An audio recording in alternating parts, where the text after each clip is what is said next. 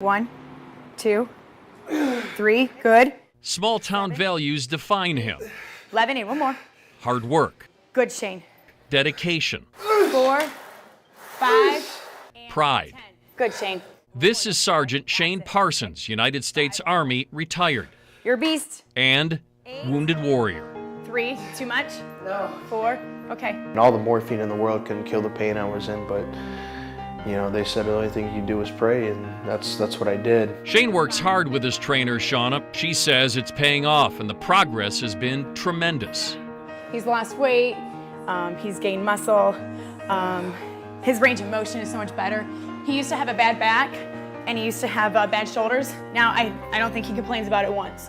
So it's helped him tremendously. Shane lost his legs in Iraq after a roadside bomb blew up his Humvee. He also suffered a traumatic brain injury. Shane's 2 arms have, in essence, become his 2 legs.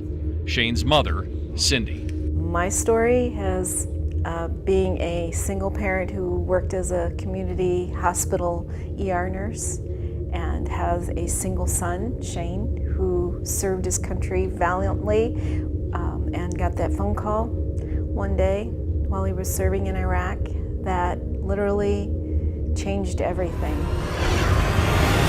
That phone call forced Cindy to her knees. There was despair, but during the first few months while Shane was at Walter Reed National Military Medical Center, hope came too after a visit by someone with Wounded Warrior Project. And when they came, they went right up to him and said, you know, we're here for you and your mother if there's anything you need.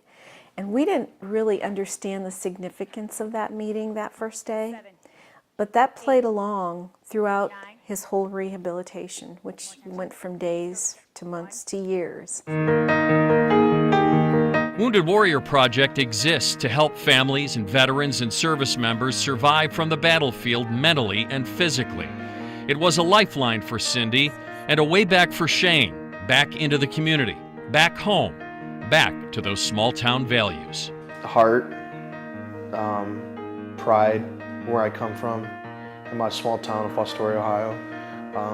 Playing football from a small town, knowing what it's like to succeed and want to have those goals and push each other.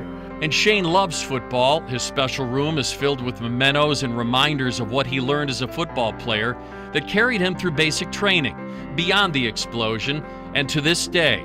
In fact, it drives him now as a coach on the very field where he played. You know, you're putting those colors, you know, it's ready. There's no complaining. There's no I can't do this, I can't do that. It's how I'm going to do this and how I'm going to tackle this. And so Shane is tackling life by giving back, by coaching the varsity offensive and defensive line, teaching the kids and others you can survive terrible circumstances, namely by surrounding yourself with good people, like Dante Johnson, who's on Shane's rehab team. He's taught me to never quit, most importantly, to be strong and have heart in everything you do. And most importantly, what he's taught me is to always influence others.